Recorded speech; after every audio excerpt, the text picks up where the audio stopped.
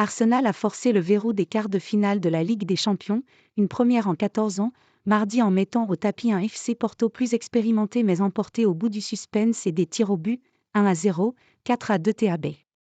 C'est une soirée magique, a résumé dans un grand sourire l'entraîneur Mikel Arteta, après avoir remercié les supporters de l'Emirates Stadium. Nous les aimons de tout cœur, a-t-il dit, ils nous ont permis de gagner, c'est aussi simple que cela. Le buteur Leandro Trossard, 41e, 1-0, a surtout contribué au succès, ainsi que le gardien David Raya, vainqueur de ses face-à-face devant Wendell puis Galno, celui-là même qui les avait terrassés dans le temps additionnel à l'aller, 1-0. Le capitaine Martin Odegaard, l'ailier vedette Bukayo Saka et les deux recrues stars de l'été, Kai Havertz et Declan Rice, n'ont pas tremblé pour offrir à leurs supporters, extatiques, la nuit dont ils rêvaient depuis une petite éternité. On joue au football pour ces moments-là, j'ai de la chance de jouer pour Arsenal, d'être en Ligue des Champions et de me qualifier pour les quarts de finale, a savouré Raya, arrivé en prêt cet été de Brentford, devant la caméra de TNT Sport.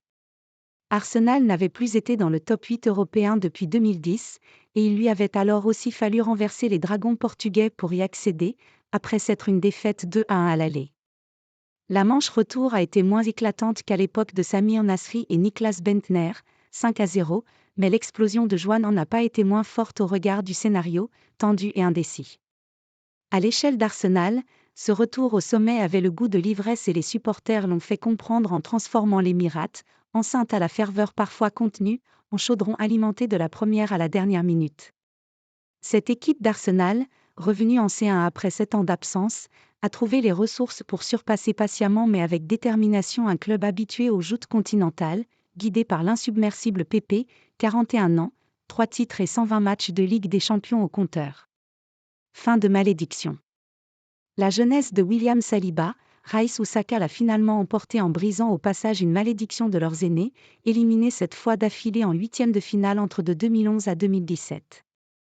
Fort de l'avantage acquis à l'aller, le FC Porto a joué le coup à l'ancienne, pourtant. Les joueurs de Sergio Conceição ont tout fait pour casser le rythme et l'ambiance, avec des remises en jeu retardées et des circuits de passe au ralenti derrière. Cela a considérablement agacé les fans anglais et produit l'effet escompté, d'abord, avec des Gunners s'épuisant à exercer un pressing constant, mais souvent trop peu utile. Saka a fait chauffer les gants de Diogo Costa, 13e, et il a fallu encore près d'une demi-heure à Arsenal pour cadrer sa deuxième frappe, mais avec réussite cette fois.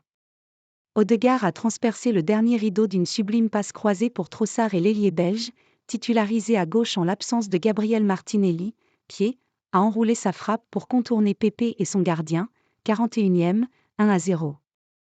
Le passeur norvégien a failli enfiler la cape de super-héros en marquant à son tour, 67e, mais l'arbitre français Clément Turpin a sanctionné un très léger tirage de maillot de Kai Havertz sur Pepe dans l'action menant au but. De l'autre côté du terrain, les Dragons au maillot bleu et blanc n'ont craché que des flamèches. David Raya a éteint sans frayeur, avant de devenir le héros de la dernière séance. Même Galno, redouté après son but de l'aller et pour sa dynamique récente, 6 buts et 3 passes décisives en 6 matchs, n'a rien montré ou presque jusqu'à son tir au but arrêté par l'Espagnol. L'actuel leader de Premier League connaîtra l'identité de son futur adversaire des quarts vendredi lors d'un tirage au sort fréquenté par des gros poissons comme le Bayern Munich, le FC Barcelone, le Real Madrid, le Paris Saint-Germain et le tenant du titre Manchester City, entre autres.